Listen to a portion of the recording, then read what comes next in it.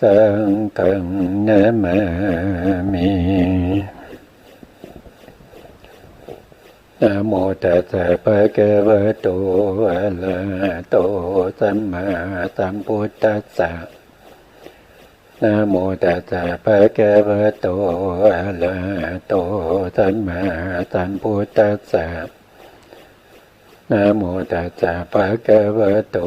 อะระหะโตสัมมาสัมพุทธัสสะ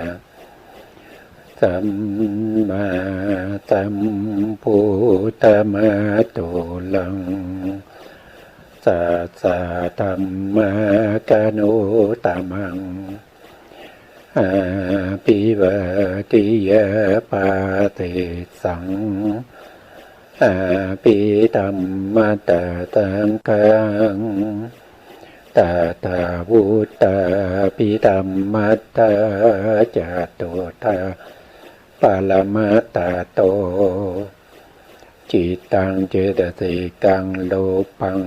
นิพพานะมิติสัพพะขอกราบนมัสการพระมหาเถระพระสังฆาธิการพระเถรานุเถระและขอสวัสดีท่านผู้ฟังและผู้ชมทุกท่านที่ติดตามในรายการพระไตรปิฎกลอยฟ้าในเนื้อหาของพระอภิธรรมครั้งนี้เป็นครั้งที่75ในเรื่องของมิสกะสังคหะมิสกะสังคหะมีธรรมอยู่ทั้งหมด7หมวดด้วยกัน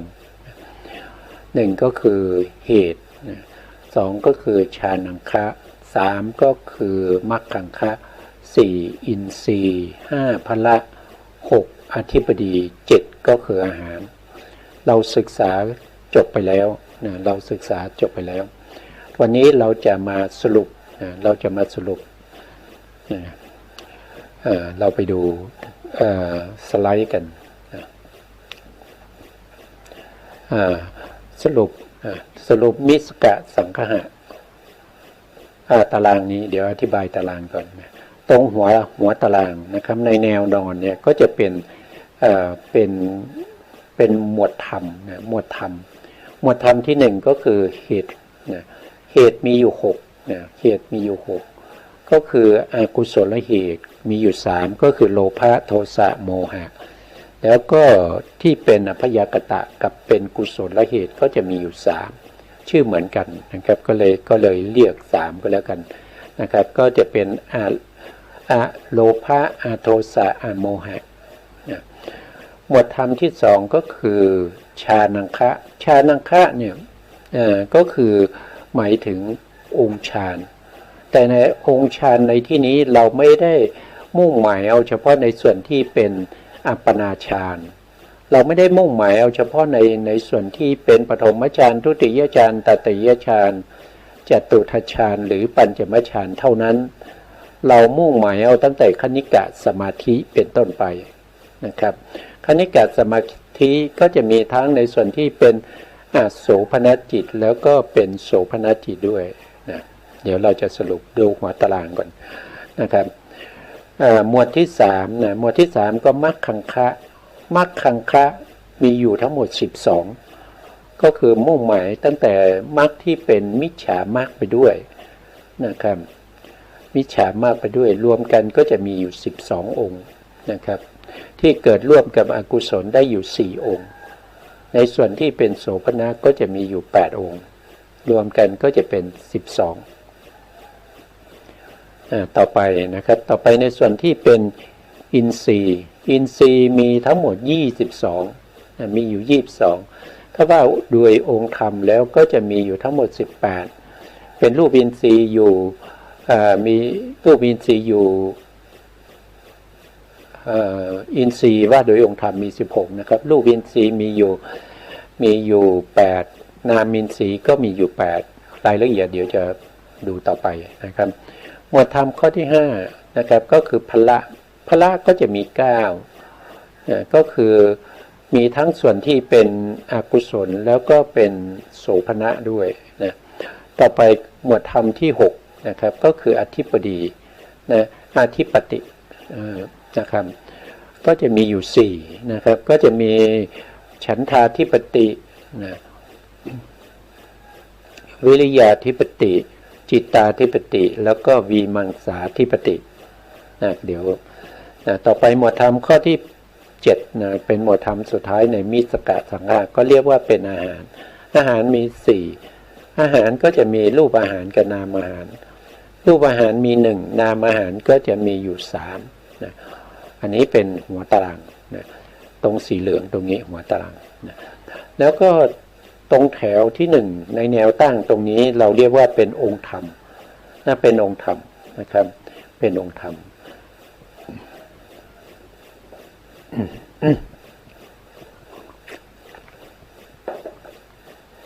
เป็นองค์ธรรมองค์ธรรมที่1เนี่ยท่านก็ยกจิตขึ้นมานะครับจิตมีอยู่ทั้งหมด121นะครับหรือ89เราก็มาหาดูว่าถ้าเราส่งข้อเนี่ยจะเข้าทำหมวดไหนได้บ้างจิตเนี่ยจะเข้าอยู่ในเหตุได้ไหมไม่ได้นะไม่มีนะ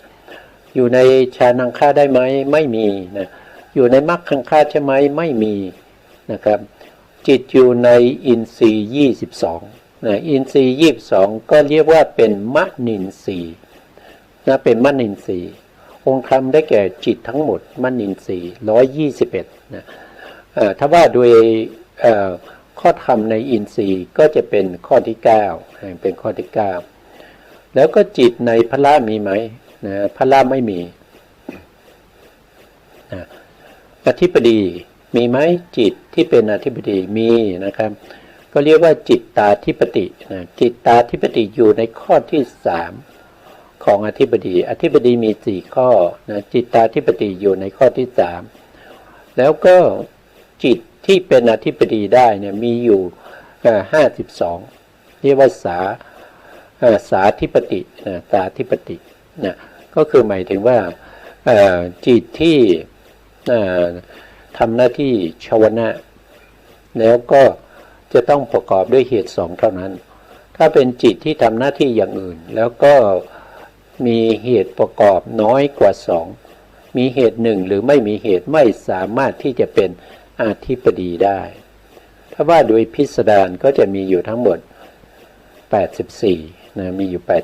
84ต่อไปในหมวดธรรมข้อที่7นะอาหารนะจิตนะข้อธรรมที่เป็นองค์ธรรมที่เป็นจิตเนี่ยสามารถเป็นอาหารได้ไหมก็เป็นอาหารได้นะครับเป็นอาหารได้เราเรียกว่าวิญญาณอาหารวิญญาณอาหารก็คือข้อธรรมข้อที่4ในอาหารมีอยู่4ข้อนะครับข้อที่4ก็เรียกว่าวิญญาณอาหารก็คือได้แก่จิตทั้งหมดจิตทั้งหมดนี่เป็นวิญญาณอาหารจิตทั้งหมดเป็นวิญญาณอาหารถ้าเราดูตัวจิตเนี่ยนะองค์ธรรมที่เป็นจิตเนี่ยถ้าเราส่งข้อเข้าในมิสกาเนี่ยก็จะได้อยู่3หมวดธรรมด้วยกัน3หมวดธรรมด้วยกัน3หมวดธรรมนั้นก็คือได้แก่1ก็คือหมวดธรรมที่4ก็คืออินทรีย์22เป็นมนินทรีย์นะหมวดธรรมที่6นะเป็นอธิปดีเรียกว่าจิตตาธิปติหมวดธรรมที่7เป็นอาหารเราเรียกว่าเป็นวิญญาณอาหารก็ส่งข้อได้อยู่3นะต่อไปผัสสะนะผัสสะเป็นเหตุได้ไหมไม่ได้นะเป็นฌานังฆ่าได้ไหมไม่ได้เป็นมรรคังฆ่าได้ไหมไม่ได้นะเป็นอินทรีย์ได้ไหมไม่ได้นะไม่ได้เป็นพละได้ไหมไม่ได้นะเป็นอธิปดีได้ไหมไม่ได้นะครับไม่ได้ก็เว้นไว้นะครับช่องว่างนี้คือไม่ได้นะเขาเป็นไม่ได้นะครับผัสสะเนี่ยเขาเป็นอาหารได้ไหมเป็นได้นะครับเป็นได้เนี่ยเป็นอาหารอะไรก็คือเป็นผัสสะอาหารนะผัสสะอาหารก็คือจิตทั้งหมดเลย121สามารถเป็นผัสสะอาหารได้ซึ่งอยู่ในธรรมหมวดที่2ในอาหารอาหารมีอยู่4หมวดผัสสะอาหารนี่จะอยู่ในหมวดที่2นะถ้าเราดูแล้วในผัสสะเนี่ยเขาสามารถส่งข้อเข้าในมิสกาสังฆหารได้อยู่แค่หมวดเดียวเท่านั้นได้อยู่1หมวดนะได้อยู่1หมวดก็คือหมวดที่ชื่อว่าอาหารเป็นข้อธรรมข้อที่2ชื่อว่าผัสสะอาหารนะต่อไปเวทนา เวทนาเจตสิกเวทนาเจตสิกเป็นเหตุได้ไหมไม่ได้นะเว้นไปเป็นฌานังคะได้ไหมได้นะอยู่ในข้อที่5ของฌานังคะเรียกว่าสมนัสสะสมนัสเวทนานะครับเกิดร่วมกับจิตอยู่ทั้งหมด62ด้วยกัน62นะแล้วเป็นฌานังคะได้ไหมไม่ได้นะครับว่างไว้นะเป็นอินทรีย์ได้ไหมเป็นสุขินทรีย์นะครับเป็นสุขินทรีย์เป็นสุขินทรีย์ได้นะครับแล้วก็ยังเป็นทุกขินทรีย์ได้ด้วยแล้วก็เป็นสมนัสสินทรีย์ได้นะครับเป็นโทมนัสสินทรีย์ได้เป็นอุเบกขินทรีย์ได้นะถ้าเป็นอินทรีย์เนี่ยเวทนาก็สามารถที่จะแยกออกไปเป็น5อินทรีย์ด้วยกันนะครับ5อินทรีย์ด้วยกันตะกี้ผมไม่ได้พูดตรงนี้นะครับเวทนาถ้าว่าโดยฌานังคะนะฌานังคะก็เป็นได้อยู่3นะก็จะเป็นสมนัสสินทรีย์ก็จะเกิดกับจิตอยู่เขาเรียกว่าสมนัสจิต62นะก็คือจิตที่ประกอบด้วยสมนัสมีอยู่62นะแล้วก็สามารถเป็นโทมนัสสินทรีย์ก็ได้โทมนัสสินทรีย์มีอยู่2เกิดกับจิต2ดวงนะ2ดวงก็คือโทสะมูลจิต2นะแล้วก็ยังเป็นอุเบกขินทรีย์อุเบกขาด้วยนะครับอุเบกขาเป็นอะไรก็คือเป็นเวทนาสินทรีย์เป็นเขาเรียกว่าเป็นองค์ฌานองค์ฌานพวกนี้มันมีทั้งที่เป็นประกอบกับคณิกะสมาธิประกอบกับอุปจารสมาธิแล้วก็อัปปนาสมาธิจึงได้มาอย่างนี้นะครับจึงได้มา3ข้อนะครับบางท่านอาจจะสงสัยว่าเอ๊ะทำไมสุขินทรีย์ไม่มีล่ะนะสุขินทรีย์ไม่มีนะสุขินทรีย์ไม่มีทุกขินทรีย์ก็ไม่มีนะครับสุขินทรีย์ก็ไม่มีทุกขินทรีย์ก็ไม่มีเพราะว่าสุขินทรีย์เนี่ยเขาเกิดร่วมกับกายวิญญาณจิตทุกขินทรีย์ก็เกิดร่วมกับทุกขสังคตะกายวิญญาณจิตกายวิญญาณจิตทั้งสองเนี่ยไม่สามารถที่เข้าถึงคือเอกคตาที่อยู่ในกายวิญญาณจิตทั้งสองเนี่ยไม่สามารถที่จะเข้าถึงความเป็นฌานได้นะกำลังไม่พอนะครับกำลังอ่อนนะครับแต่เขาเกิดขึ้นได้ด้วยเขาอาศัยอารมณ์ที่เป็นโพธพารมณ์กระทบกับกายวิญญาณนะครับจึงเกิดขึ้นมาได้โพธพารมณ์โทษทีโพธพารมณ์เนี่ยกระทบกับกายประสาทเกิดเป็นกายวิญญาณนะครับก็สามารถเกิดขึ้นได้แต่ไม่ได้อาศัยตัวที่เป็นฌานังคะไม่ได้อาศัยสุขที่เป็นสุขกายวิญญาณจิตแล้วก็ทุกขกายวิญญาณจิตที่ในกายวิญญาณจิตนะไม่ได้อาศัยตรงนี้แต่เขาอาศัยอารมณ์กับวัตถุเขาจึงเกิดขึ้นได้เพราะฉะนั้นคำว่าสุขและก็ทุกข์เนี่ยจึงไม่สามารถที่จะเข้าถึงความเป็นฌานได้ฌานในที่นี้หมายถึงคณิกะสมาธินะเข้าถึงองค์ฌานของคณิกะสมาธิก็ไม่ได้ด้วยนะก็ต้องเว้นไปนะครับก็เว้นไปก็จะเป็นช่องว่างอยู่ตรงนี้นะช่องว่างอยู่ตรงนี้นะครับตรงนี้เราพูดไปแล้วอินทรีย์นะครับอินทรีย์ก็จะมีถ้าเป็นเวทนาก็แยกออกมาเป็น5ด้วยกันมีทั้งที่เป็นสุขอินทรีย์ก็เกิดในกายวิญญาณจิตหนึ่งทุกขินทรีย์ก็เกิดในกายวิญญาณจิตหนึ่งนะครับแล้วก็สมนัสสินทรีย์ก็เกิดในสมนัสจิต62โทมนัสสินทรีย์ก็เกิดในโทสะมูลจิต2อุเบกขินทรีย์ก็เกิดกับจิตที่ประกอบด้วยอุเบกขานะมีอยู่55ดวงด้วยกันนะนี่มีถึง5นะอินทรีย์มีถึง5แต่ถ้าฌานมีแค่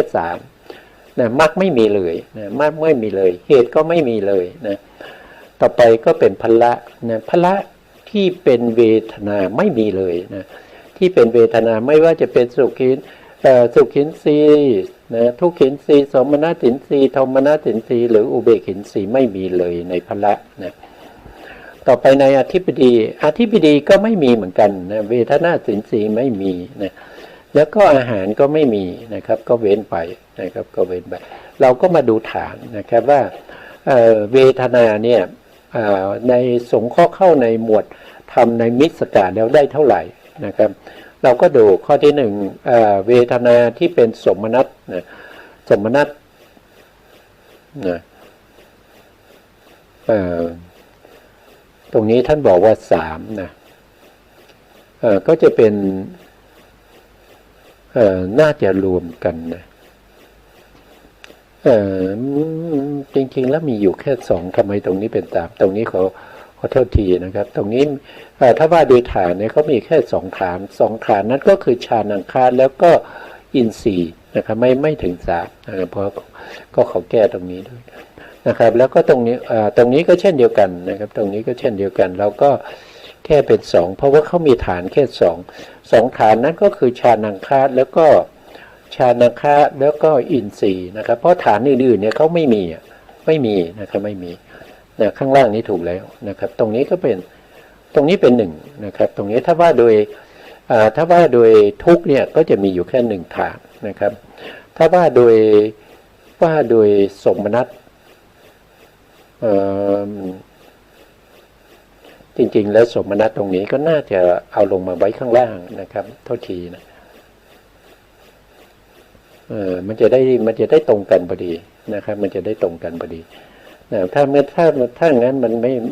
มันอยู่คนละแถวคนละช่องเนี่ยมันก็ไม่ตรงกันนะครับไม่ตรงกันนะถ้าว่าโดยสมนัตก็จะมีอยู่2นะตรงนี้มีอยู่2นะครับมี2ฐานนะโทมนัสก็มี2ฐานนะอุเบกขาก็มี2ฐานทุกขินทรีย์มี1แล้วก็สุขขินทรีย์ก็มี1ฐานนะต้องเป็นแบบนี้นะครับต่อไปตัวเจตนานะครับตัวเจตนาเป็นองค์ธรรมนะครับเป็นเจตนาเจตสิกนะเจตนาเจตสิกเนี่ยจัดเข้าในหมวดธรรมที่เป็นเหตุไม่ได้นะเป็นเหตุไม่ได้นะแล้วก็จัดเข้าในฌานก็ไม่ได้ฌานังคารไม่ได้นะจัดเข้าในมรรคังคะก็ไม่ได้นะจัดเข้าในอินทรีย์ก็ไม่ได้ตัวเจตนาเนี่ยเป็นตัวที่จงใจนะครับหรือกระตุ้นเตือนสัมปยุตธรรมทั้งหลายให้ทำหน้าที่ของตนแล้วก็เป็นตัวกรรมด้วยตัวเจตนาเป็นตัวกรรมด้วยนะกรรมมีอยู่2อย่างนะครับก็จะมีสหชาตกรรมแล้วก็นานัคคณิกกรรมนานัคคณิกกรรมก็คือกรรมที่ให้ผลต่างกันในเวลาที่ต่างกันก็คือหมายถึงว่าเราทำกรรมแล้วเนี่ยเขายังไม่ได้ให้ผลในขณะที่เราทำเขาจะให้ผลหลังจากที่เราทำเสร็จไปแล้วนะครับเป็นตัวที่ส่งผลมานะครับเป็นอดีตนะเป็นอดีตที่ส่งผลมานะต่อไปแล้วก็มีสหชาตกรรมนะสหชาตกรรมก็คือเขาให้ผลเขาเป็นตัวที่เกิดร่วมกับกรรมนั้นเลยเขาเกิดร่วมกับสัมปยุตธรรมนั้นเลยเรียกว่าเป็นสหชาตะก็คือเกิดร่วมกันเกิดร่วมกับตัวจิตก็คือถ้าเป็นกุศลจิตก็จะมีตัวเจตนาอยู่ในกุศลจิตด้วยตัวเจตนาที่อยู่ในกุศลจิตนั้นเราเรียกว่าเป็นสหชาตกรรมเจตนาที่อยู่ในอกุศลจิตเราก็เรียกว่าเป็นเจตนาที่เป็นสหชาตกรรมเจตนาที่อยู่ในอพยกตะในที่นี้ก็หมายถึงวิปากจิตแล้วก็กิริยาจิตเจตนานั้นก็เป็นสหชาตกรรมเป็นสหชาตกรรมนะตัวที่ให้ผลจริงๆก็จะเป็นนานัคคณิกกรรมคือกรรมที่เราทำเสร็จแล้วให้ผลทีหลังนะให้ผลทีหลังให้ผลหลังจากที่เราทำไปแล้วนะเจตนาถ้าจัดเข้าอยู่ในหมวดของมิสกาเนี่ยก็จะได้1เท่านั้นนะครับก็จะอยู่ในหมวดที่ชื่อว่าอะไรเอ่ยตรงนี้นะครับ ก็ดูข้างบนนะครับก็ชื่อว่าเป็นอาหารนะเราเรียกว่าเป็นมโนสัญเจตนาหารมโนสัญเจตนาหารก็จะอยู่ในจิตถึง121ก็คือประกอบกับจิตได้ทั้งหมดนั่นแสดงว่าจิตทั้งหมดเนี่ยมีเจตสิกที่ชื่อว่าเจตนาประกอบอยู่แล้วก็เจตนาตัวนั้นเป็นอาหารด้วยเราเรียกว่ามโนสัญเจตนาหารนะมโนสัญเจตนาก็คือตัวเจตนาตัวนั้นเป็นตัวที่หล่อเลี้ยงสัตว์ประเภทที่ไม่กินอาหารนะครับแล้วก็หล่อเลี้ยงสัตว์ทั้งที่อยู่ในปัญจโวการภูมิด้วยทั้งที่อยู่ในรูปภูมิด้วยแต่เขาไม่ได้มีอำนาจในการที่จะหล่อเลี้ยงในขณะที่อยู่ในอสัญญาสัตว์แต่เขามีตัวเจตนาซึ่งเป็นตัวกรรมที่เขาทำอะไรเขาทำกรรมที่เกี่ยวกับการเจริญสัญญาวิราคะภาวนาหลังจากที่เขาได้ฌาน5แล้วเขาก็จะเจริญ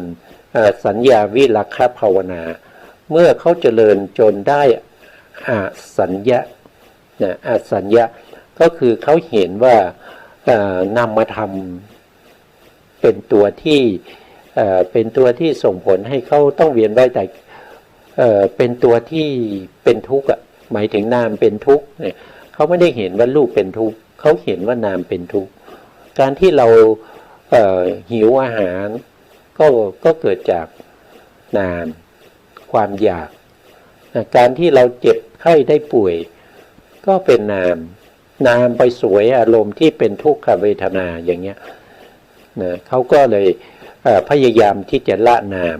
นะครับแต่เขายังเอารูปอยู่นะเขาไม่ได้ละรูปเขาจะล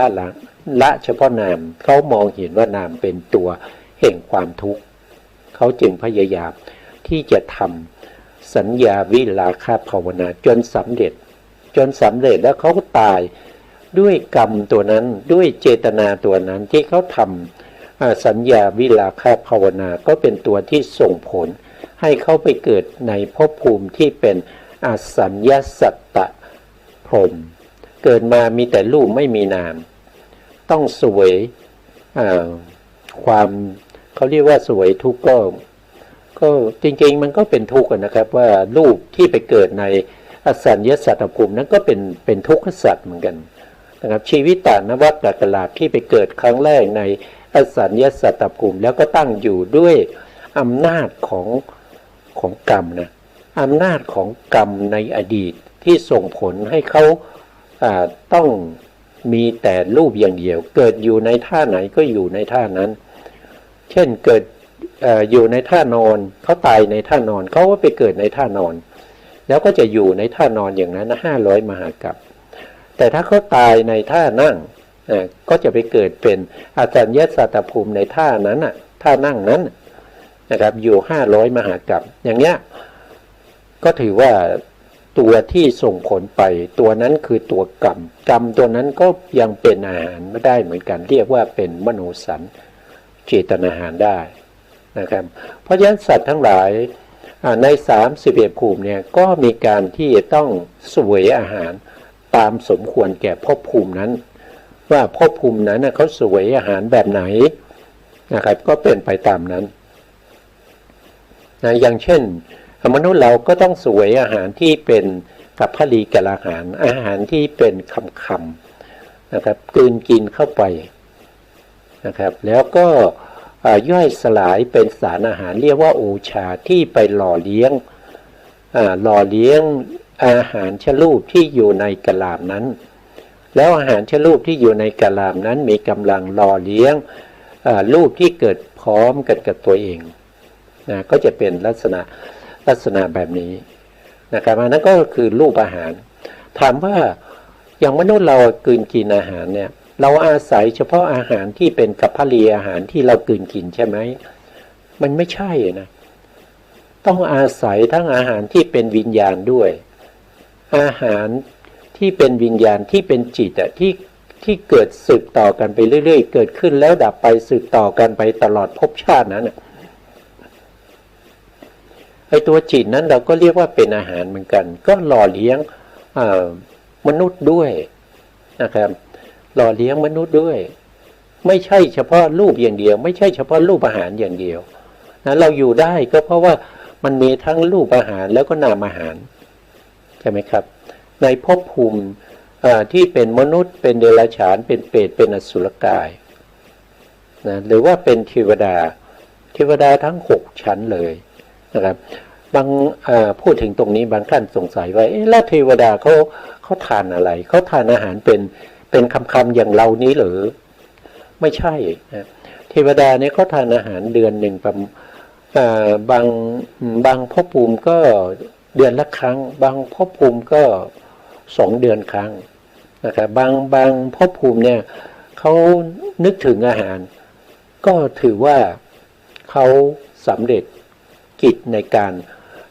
กลืนกินอาหารแล้วบางภพภูมิก็ลืนน้ำลาย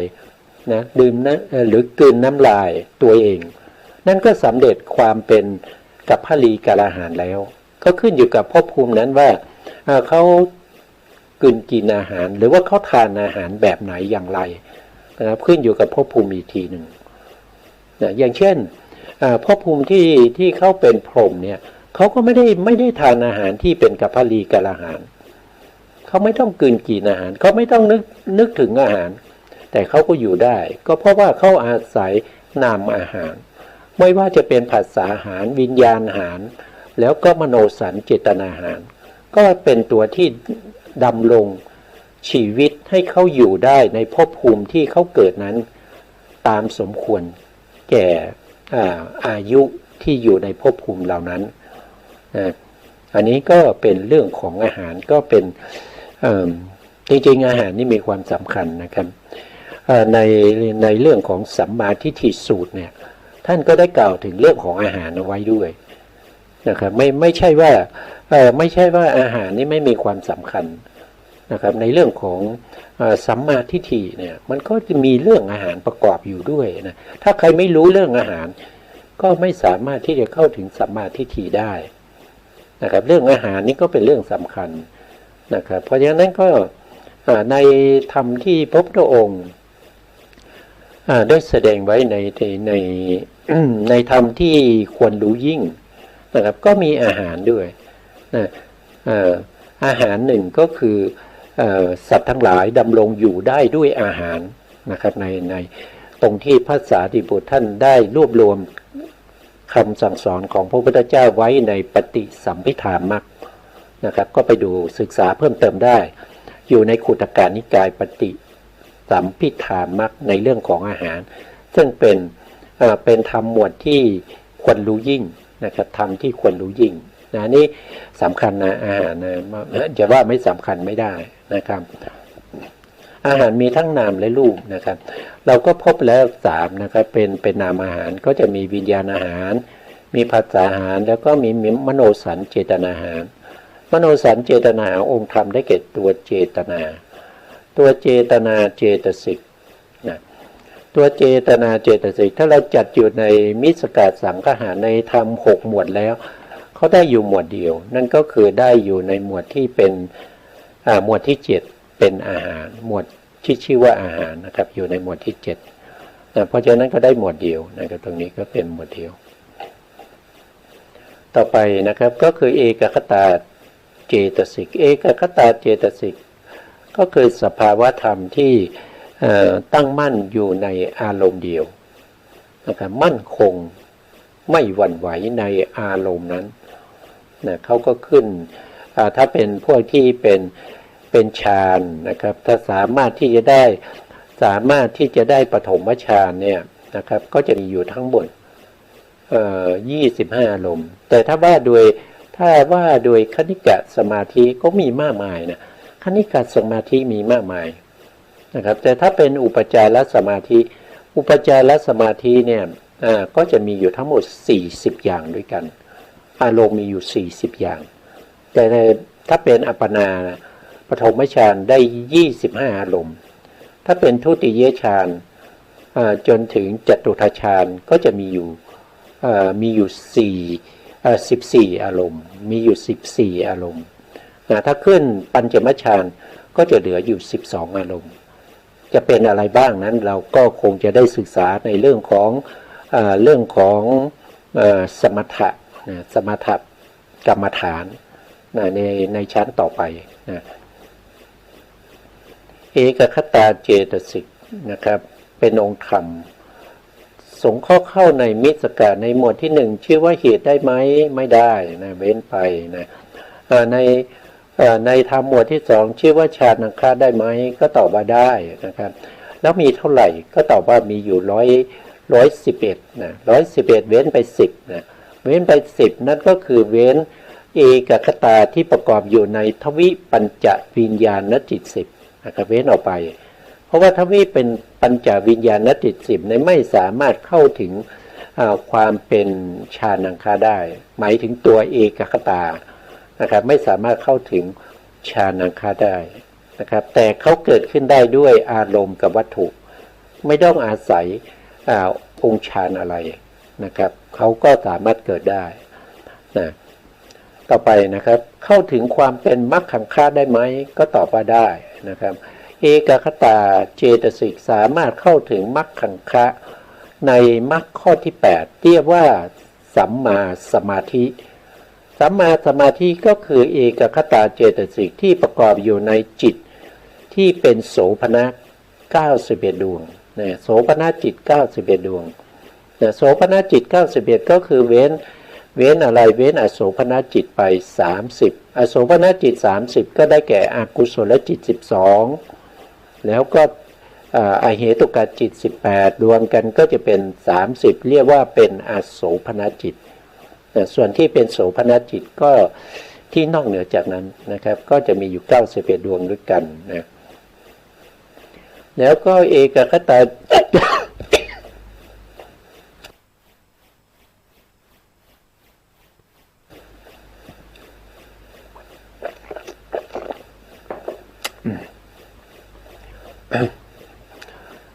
นอกจากนั้นนะครับเอกคตาเจตสิกยังสามารถเข้าถึงมิจฉาสมาธิได้ด้วยนะมิจฉาสมาธินะครับถ้าว่าโดยมรรคขังคะก็จะเป็นข้อธรรมข้อที่12นะเป็นมิจฉาสมาธิมิจฉาสมาธิก็คือเอกคตาที่ประกอบอยู่ในจิต11ดวงนะอกุศลจิตเนี่ยมีอยู่ทั้งหมด12ใช่ไหมครับอกุศลจิต12เนี่ยเขาเกิดร่วมได้ทั้งหมด12แต่เขาสามารถเข้าถึงความเป็นมรรคขังคะเนี่ยได้แค่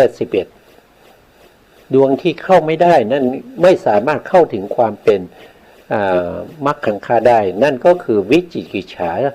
สัมปยุตตจิตหนึ่งนะครับก็เว้นไปนะก็เว้นตรงนี้ไปนะแล้วเขาก็ยังเข้าถึงความเป็นอินทรีย์ได้ด้วยเขาเป็นอะไรอินทรีย์นะครับก็จะเป็นหมวดธรรมข้อที่18ใน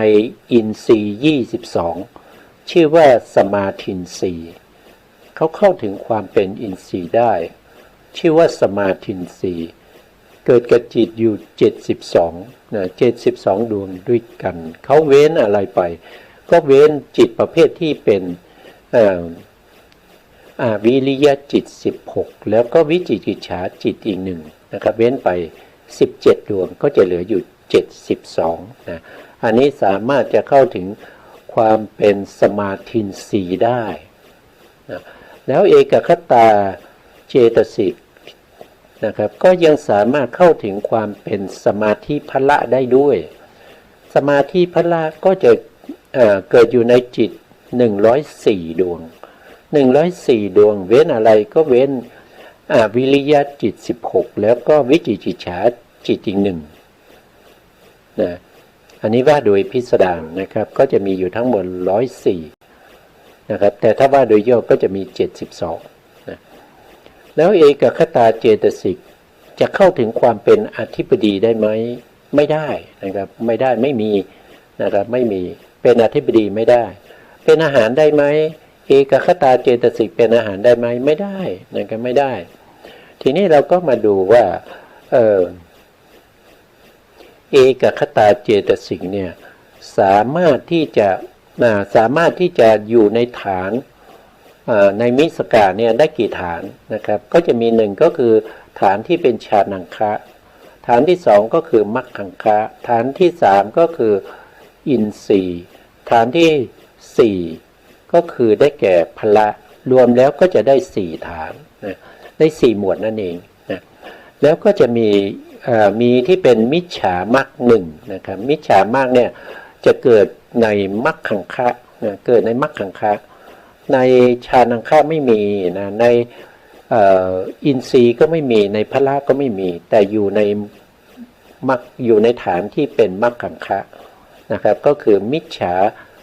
สมาธินะได้หนึ่งฐานนะได้หนึ่งฐานต่อไปนะครับก็คือ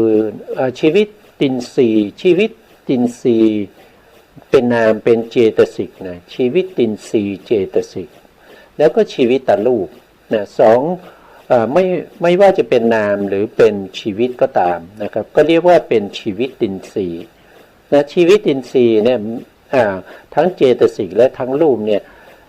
สงเคราะห์เข้าในมิสกาได้กี่ฐานนะครับก็มาดูว่าในเหตุนะเหตุก็คือเหตุไม่มีนะครับสงเคราะห์เข้าไม่ได้ในฌานมีไหมไม่ได้นะไม่มีนะในมรรคมีไหมไม่ได้นะไม่ได้ในอินทรีย์มีไหมในอินทรีย์สงเคราะห์ได้นะครับก็เรียกว่าเป็นชีวิตตินทรีย์ชีวิตตินทรีย์นี้มีทั้งรูปและนามนะครับมีทั้งรูปและนามชีวิตตรูปแล้วก็ชีวิตนามนะครับเรียกว่าเป็นชีวิตตินทรีย์นะในพละมีไหมไม่มีนะพละไม่มีอธิปดีมีไหมไม่มีแล้วก็อาหารมีไหมไม่มีนะครับถ้าว่าโดยฐานนี้เขาเป็นได้ฐานเดียวนะครับชีวิตตนามแล้วก็ชีวิตตรูปเนี่ยเป็นได้ฐานเดียวฐานนั้นก็คือฐานที่ชื่อว่าอินทรีย์นะครับอินทรีย์นะต่อไปนะครับต่อไปก็คือตัววิตกนะครับวิตกเป็นเจตสิกที่อยู่ในเขาเรียกว่าเป็นปกิณกะเจตสิกเกิดร่วมกับจิตได้ทั่วไปเลี่ยลายไม่ทั้งหมดนะเขาสามารถเกิดในฐานไหนบ้างนะครับเราก็มาดูต่อไปฐานที่ชื่อว่าเหตุมีไหมไม่มีนะครับตัววิตกไม่เป็นเหตุนะเขาเป็นวิตกเขาไม่ได้เป็นเหตุเพราะฉะนั้นเขาเกิดในฐานที่เป็นเหตุไม่ได้นะต่อไปในฐานที่เป็นฌานนะครับเรียกว่าฌานนังคะวิตกนี้เป็นองค์ฌานได้ไหมก็ตอบว่าเป็นองค์ฌานได้นะครับเขาเป็นองค์ฌานนะครับเขาเกิดร่วมกับฌานที่เป็นปฐมฌานเขาเกิดร่วมกับปฐมฌานนะว่าโดยตัวฌานเนี่ยเขาเกิดร่วมกับปฐมฌานนอกจากฌานเขาเกิดได้ไหมก็ตอบว่าเกิดได้นะเกิดกับจิตเกิดกับอกุศลจิตได้12นะครับแล้วก็เกิดกับว่าโดยรวมเลยนะว่าโดยรวมก็คือกามจิต44กามจิต44นั่นก็คือหมายถึงว่าเราเว้นทวิปัญจวิญญาณจิต10ออกไปนะครับก็มาดูแผนภูมินะครับแผนภูมิปรมัตถ์นะปรมัตถ์ทั้ง4นะครับเราก็มาดูว่ากามจิตนี้มีอยู่54ใช่ไหมครับมีอยู่54นะมีอยู่54แล้วตัววิตกเนี่ยเขาบอกว่าเกิดร่วมกับจิตได้อยู่55เกิดได้กับจิต55นั่นก็แสดงว่าเขาเกิดกับกามจิตได้อยู่44นั่นคืออะไรนะครับ44นั้นก็คือได้แก่อกุศลจิต12นะอกุศลจิต12แล้วก็วิปากจิต8ดวงด้วยกันนะครับเว้นอะไรเว้นทวิปัญจวิญญาณจิต10ก็คือเว้นจักขูวิญญาณโสตวิญญาณคานวิญญาณอันนี้เป็นคู่นะครับจักขูวิญญาณ2โสตวิญญาณ2คานวิญญาณ2ชิวหาวิญญาณ2แล้วก็กายวิญญาณ2รวมแล้วก็จะเป็น10ดวงนะครับเว้นไป10ดวงนะเว้น10ดวงนี้นั่นแสดงว่าใน เหตุโอกาสจิตเนี่ยเขาสามารถเกิดได้อยู่8ดวงแล้วก็เกิดในกามโสภณจิต24ก็คือมหากุศล8มหาวิบาก8มหากิริยา8รวมกันเข้าไปก็จะได้44เพราะเว้นทวิ10ตรงนี้ออกไปเขามีอยู่55เว้นไป10ก็เหลือ44ก็คือตรงนี้นะแล้วก็11คืออะไรนะ11ก็คือปฐมฌานปฐมฌานนะจิตเนี่ยมีอยู่11ดวงด้วยกันนะครับ11ดวงนะ11ดวงคืออะไรก็คือปฐมฌานที่เป็นรูปนะเขาเรียกว่ารูปาวจรปฐมฌานรูปาวจรปฐมฌานก็จะมีในส่วนที่เป็นกุศลหนึ่งนะครับส่วนที่เป็นวิบากอีกหนึ่งส่วนที่เป็นกิริยาอีกหนึ่งก็จะมีอยู่ทั้งหมด3ดวงด้วยกันนะครับแล้วก็มาที่มรรคเนี่ยมรรคที่เป็นปฐมฌานเนี่ยนะจะมีโสดามรรคนะครับที่เป็นปฐมฌานเราก็จะเรียกว่าเป็นปฐมฌานโสดาปัตติมรรคทุติยฌานปฐมฌานสกทาคามีมรรคปฐมฌานอนาคามีมรรคปฐมฌานอรหันตมรรคก็อีก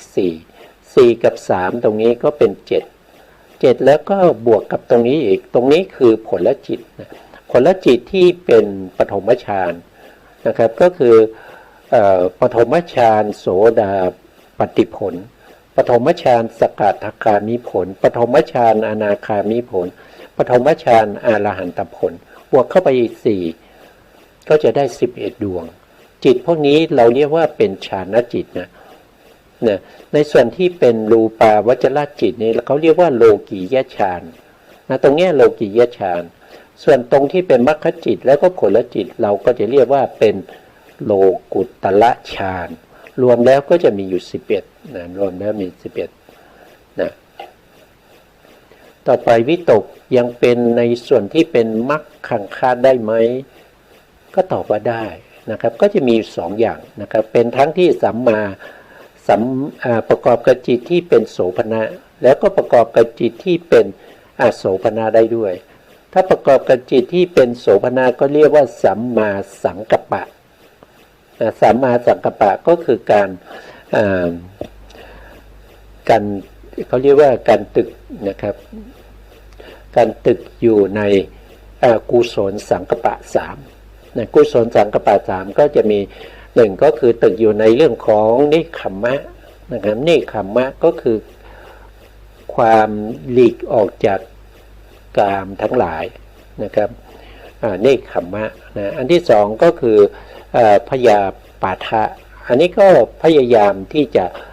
ออกจากการเบียดเบียนนะครับแล้วก็วิหิงสาสังกัปปะนะครับอันนั้นก็คือตึกเขาเรียกว่าตึกอยู่ในวิหิงสาสังกัปปะก็คือออกจากการเบียดเบียนนะครับอันนี้เรียกว่ากุศลสังกัปปะ3นะครับก็จะเป็นองค์มรรคที่เป็นสัมมาสังกัปปะนะครับก็คือการดำดินะครับอยู่ในกุศลสังกัปปะ3หรือการตึกนะหรือการยกจิตขึ้นสู่อารมณ์ที่เป็นกุศลสังกัปปะ3อันนี้เป็นเรื่องของสัมมาสังกัปปะนะครับแล้วก็ยังประกอบอยู่ในอกุศลจิตอีกได้อีก12ด้วยในอกุศลจิต12นี้เราก็จะเรียกว่าเป็นมิจฉาสังกัปปะมิจฉาสังกัปปะก็ประกอบอยู่ในโลภะมูลจิต8โทสะมูลจิต2โมหะมูลจิต2พวกนี้เป็นมิจฉาสังกัปปะนะเป็นมิจฉาสังกัปปะถ้าว่าโดยฐานแล้วเราก็ดูว่าเขาเป็นอินทรีย์ไม่ได้นะอินทรีย์ไม่ได้เป็นพละไม่ได้เป็นอธิบดีไม่ได้เป็นอาหารไม่ได้นะเขาเป็นได้เฉพาะในส่วนที่เป็นมรรคังคะแล้วก็ฌานังคะฌานังคะได้1นะได้1ก็คือตัววิตกนะครับตัววิตกที่เป็นองค์ฌานเกิดกับจิตอยู่55ดวง เป็นกามจิต44เป็นปฐมฌานจิต11เกิดอยู่ในโสภณจิต24นี้ก็คือได้แก่มหากุศล8มหาวิบาก8มหากิริยา8แล้วก็เกิดอยู่ในปฐมฌานอีก11นะปฐมฌานอีก11ตรงนี้นะแล้วถ้าไปเกิดอยู่ในอกุศลก็ได้ทั้งหมดเลย12เรียกว่าเป็นมิจฉาสังกัปปะดำดิอยู่ในกามนะครับแล้วก็ในการเบียดเบียนในการที่จะพยาบาทอาฆาตมาดร้ายนะครับก็เรียกว่าเป็นมิจฉาสังกัปปะนะครับว่าโดยฐานถ้าเป็นในส่วนที่เป็นจริงๆก็ได้สองฐานนะครับได้ทั้งที่เป็นฌานแล้วก็ได้ทั้งที่เป็นมรรคได้ทั้งที่เป็นมรรคนะครับตรงที่44ตรงนี้ก็มีอกุศลด้วยนะมีอกุศล12ด้วยนะครับเพราะฉะนั้นจริงๆแล้วตรงนี้ก็มันรวมกันแล้วก็เป็น2นั่นเองนะครับเป็น2ได้2ฐานนั่นก็คือได้ฐานที่เป็นฌานังคาแล้วก็มรรคังคะนะต่อไปวิจารเจตสิกนะเป็นสัพพะเป็นปกิณกะเจตสิกนะครับเป็นดวงที่2ในปกิณกะเจตสิกเป็นฐานได้กี่ฐานนะถ้าเป็นเหตุไม่ได้นะครับเป็นฌานังคาได้เป็นฌานังคะนะครับก็เกิดร่วมกับจิตที่เป็นกามจิต44แล้วก็ปฐมฌานจิต11ทุติยฌานจิต11นะครับรวมแล้วก็เป็นเท่าไหร่ก็เป็น66ดวงนะครับวิจารณ์เกิดกับจิตได้66ดวงแต่เขาเป็นได้เฉพาะในส่วนที่เป็นฌานังคะนะครับเป็นในส่วนอื่นไม่ได้นะเป็นส่วนอื่นไม่ได้นะครับส่วนอื่นนะครับก็คือฐานอื่นในเป็นได้ฐานเดียวก็คือฐานที่เป็นฌานังคะฐานที่เป็นมรรคังคะก็ไม่ได้นะครับเป็นอินทรีย์ไม่ได้เป็นพละไม่ได้เป็นอธิปดีไม่ได้เป็นอาหารไม่ได้ถ้าเรารวมองค์ธรรมในส่วนนี้ก่อนนะครับที่เป็นเหตุเนี่ยเราดูในช่องเหตุเนี่ยไม่มีเลยนะครับไม่ได้เลยนะไม่ได้เลยธรรมที่เรากล่าวมาเนี่ยองค์ธรรมที่เรากล่าวมาก็คือจิตผัสสะเวทนาเจตนาเอกคตานามอินทรีย์ชีวิตตนามชีวิตตรูปนะครับแล้วก็วิตกวิจารณ์ไม่มีเหตุเลยนะครับถ้าว่าโดยฌานได้4นะถ้าว่าโดยมรรคได้2นะครับ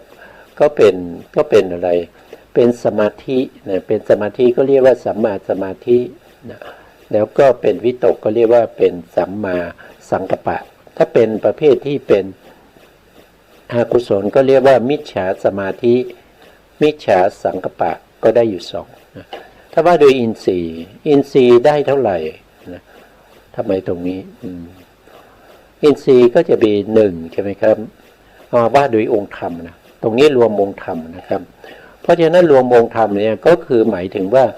ไม่ว่าจะเป็นสุขินทรีย์ทุกขินทรีย์สมนัตถินทรีย์โทมนัตถินทรีย์อุเบกขินทรีย์ทั้งหมด5อินทรีย์นี้รวมเข้าอยู่ในเวทนาสินทรีย์เพราะฉะนั้นก็รวมแล้วก็จะมีอยู่4นะครับก็จะมีมัณฑินทรีย์มีเวทนาสินทรีย์สมาธินทรีย์แล้วก็ชีวิตตินทรีย์นะครับชีวิต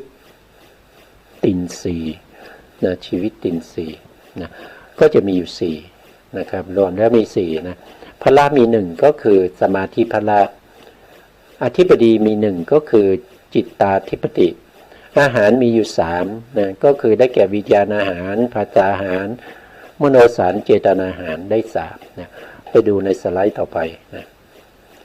ในสไลด์ที่2นะครับในสไลด์ที่2ก็จะมีวิริยะองค์ธรรมคือวิริยะนะครับวิริยะก็จะอยู่ในฐานได้อยู่4ฐานด้วยกันนะครับฐานอะไรบ้างก็คือได้แก่ฐานที่เป็นมรรคมรรคังคะนะครับก็คือสัมมาวายามะแล้วก็ มิจฉาวายามะในฐานที่เป็นอินทรีย์ก็ได้แก่วิริยินทรีย์นะวิริยินทรีย์ฐานที่เป็นพละก็ได้แก่วิริยะพละฐานที่เป็นอธิปดีก็ได้แก่วิริยาธิปตินะวิริยาธิปตินะถ้าเราดูว่าเขาเกิดร่วมกับจิตได้เท่าไหร่นะอย่างในฐานที่เป็นมรรคคาเนี่ยสัมมาวายามะเนี่ยเกิดร่วมกับจิตที่เป็นโสภณะได้หมดเลยก็คือ91นะโสภณะจิต91นะแล้วก็ในส่วนที่เป็นมิจฉาวายามะมิจฉาวายามะนี่เกิดร่วมกับอกุศลจิต12เกิดร่วมกับอกุศลจิต12ในส่วนที่เป็นอินทรีย์ที่เรียกว่าเป็นวิริยินทรีย์ก็เกิดร่วมกับจิตว่าโดยพิสดารก็105นะครับ105เว้นอวิริยะจิต16แล้วก็อวิริยะจิต16นะครับอวิริยะจิต16เว้นไปนะครับก็จะเหลืออยู่105อวิริยะจิต16ก็คือได้แก่อาเหตุกะวิปากจิต15นะครับแล้วก็ปัญจทวาราวชนะจิต1รวมเป็น16จิต16ดวงนี้เราเรียกว่าเป็นอวิริยะจิตคือเป็นจิตที่ไม่ประกอบด้วยวิริยะเพราะฉะนั้นก็เหลืออยู่105นะก็เป็นอินทรีย์ได้นะต่อไปในส่วนที่เป็นพละก็จะเรียกว่าเป็นวิริยะพละเกิดกับจิตอยู่105เหมือนกันนะครับ105ก็เว้นอวิริยะจิตไปเนี่ยก็เหลือ105นะต่อไปในส่วนที่เป็นอธิปดีในส่วนที่เป็นอธิปดีก็จะเป็นวิริยาธิปติวิริยาธิปติเนี่ยเขาถ้าว่าโดยในส่วนที่เป็นในส่วนที่เป็น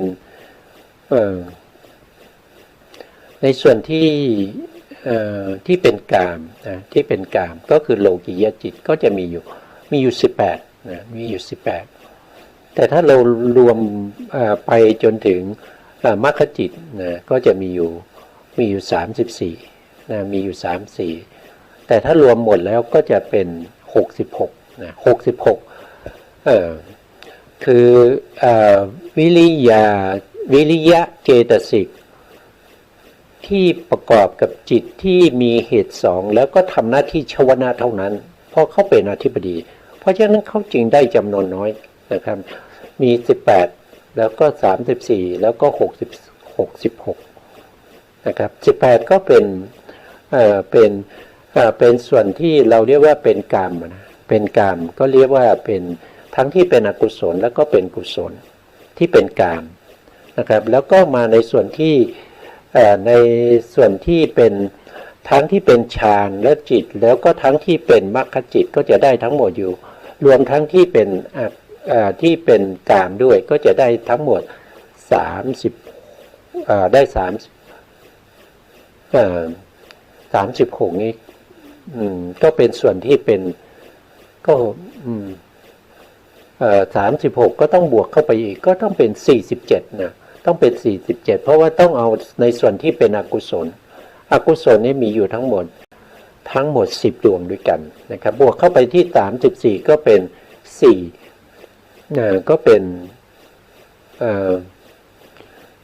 รวมกันเข้าไปก็เป็น47นะครับ47แล้วก็ในส่วนที่เป็นโลกุตระก็จะเป็นบวกทั้งโลกุตระด้วยนะครับก็จะเป็น66นะครับถ้าจะหารายละเอียดตรงนี้อีกทีเนี่ยก็คงคิดว่าจะหมดคิดว่าจะให้เสร็จวันนี้นะครับแต่ก็ยังไม่เรายังสรุปไม่เสร็จเลยนะครับดูเวลาก็เหลือนิดหน่อยนะเหลืออยู่นิดหน่อยนะก็ว่าไปก่อนนะครับเท่าที่มีเวลานะวิริยะเนี่ยถ้าเราจำแนกโดยความเป็นฐานในมิสกะแล้วก็จะได้อยู่4ฐานนั่นก็คือได้ฐานที่เป็นมัคคังคะนะครับมัคคังคะก็มีทั้งที่เป็นสัมมาวายามะแล้วก็มิจฉาวายามะถ้าเป็นอินทรีย์ก็จะได้ในส่วนที่เป็นวิริยินทรีย์นะครับเป็นพละก็ได้วิริยะพละเป็นอธิปดีก็ได้วิริยาธิปติรวมแล้วก็จะได้อยู่4ฐานด้วยกัน4ฐาน ส่วนปิตินะปิติก็เป็นเจตสิกที่อยู่ในปกิณณกะเจตสิกประกอบกับจิตที่ลายทั่วไปไม่ทั้งหมดนะเกิดได้ในฌานังคะนะฌานังคะก็จะมี18นี่เป็นกามที่เป็นเขาเรียกว่าเป็นสมนัตนะครับจิตที่สมนัตแล้วก็ประกอบกับกามนะส่วน11ตรงนี้ก็คือ11ชุดแรกเนี่ยเป็นปฐมฌานนะ11ชุดที่2ก็เป็นทุติยฌาน11ชุดที่3นี้ก็เป็นตติยฌานนะครับปิติก็จะเกิดร่วมกับจิตพวกนี้นะครับว่าโดยฐานเขาก็ได้1ฐานนะได้1ฐานแล้วเราก็คงจะเอาไว้แค่นี้ก่อนนะครับเรามาต่อในโอกาสข้างหน้าในครั้งต่อไปนะเพราะว่าวันนี้ยังไม่เสร็จนะก็ตอนแรกก็คิดว่าจะจบนะจะจบยังไม่จบยังสรุปไม่เสร็จนะครับนะวันนี้เวลาเราหมดนะครับสุดท้ายนี้นะครับก็ขอกราบขอบพระคุณพระครูสมุทรวิศวัตรวรกิจโจผู้อำนวยการสถานีวิทยุเพื่อการศึกษาพระพุทธศาสนาและวัฒนธรรม FM 104.5 เมกะเฮิรตซ์วัดฝายหินจังหวัดเชียงใหม่และขอกราบขอบพระคุณพระครูปริยัติยานุศาสตร์ขอบคุณท่านผู้ฟังและผู้ชมทุกท่านที่ติดตามในรายการพระไตรปิฎกลอยฟ้าในเนื้อหาของพระพิธรรมพบกันใหม่ในโอกาสต่อไปครับวันนี้ลาไปก่อนครับสวัสดีครับ